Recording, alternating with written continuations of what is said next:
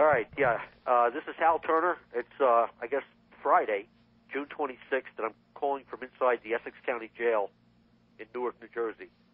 I want to give you guys a quick update on the inside scoop and goings-on my case, and just let you know that I really, really need your help. The charges that were filed against me are 100% absolutely false. At no time did I personally ever threaten to hurt anybody. And the words that are printed in the complaint against me prove that I never said that I personally was going to do any of those things. I based my writing on 5 separate U.S. Supreme Court cases. The cases are Brandenburg versus Ohio, which says that advocating crime and violence is lawful, except if you are, right in front of a target where people might be spurred to imminent lawlessness. The next case that covers what I wrote and protects it as free speech, a case called Indiana versus Hess, H-E-S-S. And that case said that remarks designed that could cause violence, if they're not directed toward a clearly identifiable group who might commit violence, those remarks are also protected. Next case, NAACP versus Claiborne Hardware, was from 1982. The court ruled that people who make speeches can't just always communicate in calm, dulcet tones.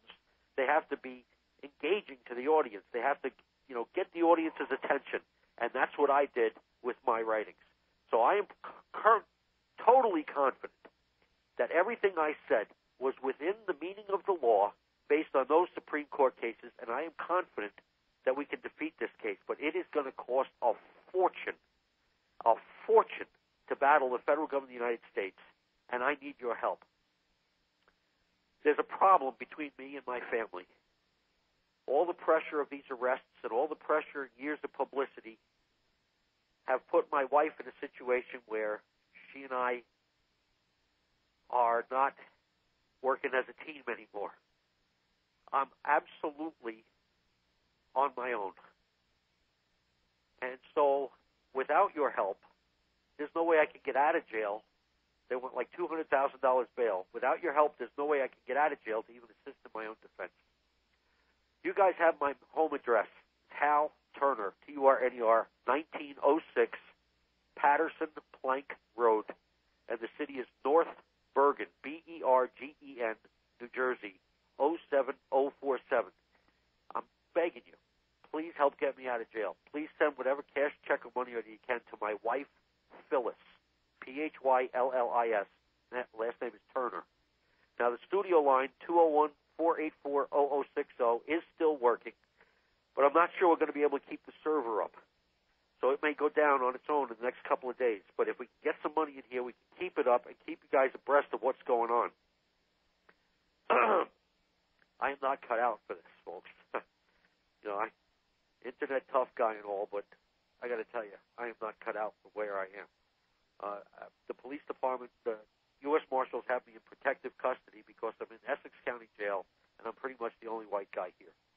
And what that means is that I get 23 hours locked up inside my cell, an 8-foot by 12-foot cell. I'm alone with nothing to read, nothing to watch, nothing to see. I'm allowed out to take a shower and to get exercise for like a half hour a day, and that's it. That's my day. And I'm not cut out for this disconnect from society, from this disconnect from life. So I don't know how this is going to go. I mean, I'm not going to go doing anything stupid, right? But I'll just give you, for instance, when they took my blood pressure this morning, it's 140 over 120. So I'm like headed into a stroke and a heart attack. And if that happens, it happens. But I need your help, and I'm asking you to please help. I want to also point out there are big differences between my case and the case involving Bill White from the NSM, or the ANSWP. Unlike Bill White, I never personally communicated to any individual. Unlike Bill White, I never sent written communications to any individual. And unlike Bill White, I never made communications to an individual regarding personal matters, the way he did with his credit bureau report or whatever. So the charges against Bill White and the charges against me are the same, but the circumstances between the two cases are very, very different. That's one of the big reasons that I have an excellent chance of beating this thing. But I can't do it without your help. It's going to cost tens of thousands of dollars to get lawyers in Chicago. The U.S. Marshal Service is probably going to take me to Chicago sometime within the next couple of days. I don't know. I have no control over it.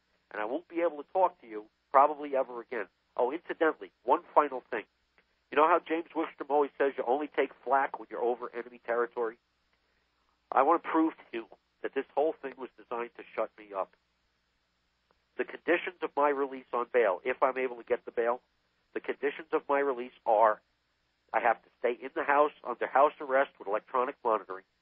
I am not allowed to even look at the Internet. I cannot surf the web, and nobody in my family can surf the web. The court would install monitors on their computers to make sure they can't surf the web. I am not allowed to be on the radio or host my own radio show, and I must surrender any radio broadcasting equipment that I own, including shortwave radios, so that I cannot be heard by the public. These are the terms that were set out by the Assistant United States Attorney in the U.S. District Court in Newark, New Jersey, yesterday when I went for my arraignment. So clearly, they are terrified of the information that I've been giving out. And I want to tell you one final thing.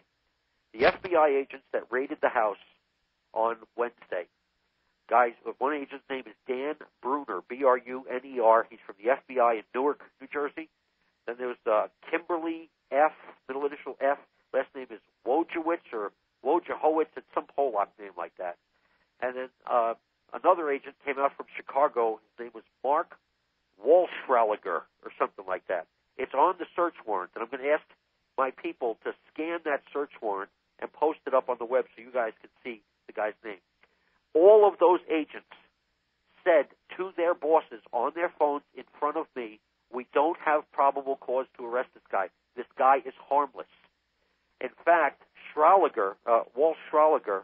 Schraliger, whatever his name is, from Chicago, argued with his bosses at the FBI for over an hour, saying he did not want to arrest me because he didn't have probable cause.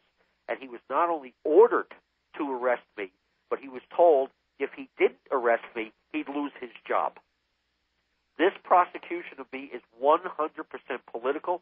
It has to do with the sensitive information that I have been releasing about the collapse of the United States dollar as a currency, how the U.S., how the nation of Japan sent 2 employees from its finance ministry across the border from Italy to Switzerland to try to quietly dump U.S. bonds because the government of Japan doesn't believe that our country can pay off its debt anymore. And so what has happened is by virtue of me exposing all this stuff, the federal government of this country has trumped up charges against me, charges they know are false based on the Supreme Court case law that I talked about earlier. And they've done this to try to make sure that I cannot talk to you. Now, I'm going to reach out to Jim Wickstrom and to Paul Geller and to Derek McThomas down in Australia, and I'm going to ask them to please take over and take control of the Turner Radio Network.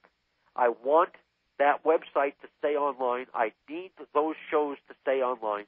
I need you guys to support them, to keep those things running. Because if the government of this country is so frightened by what's being broadcast there, then it has to continue. Folks, I don't know if I'll ever get to talk to you or see you again. And I don't know if I'll ever get to see my family again.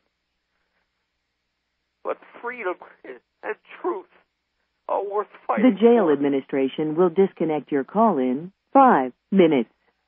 Freedom and truth are worth fighting for. And if I have to give my life to fight for freedom, then here it is. Take it. I'm Hal Turner. Goodbye.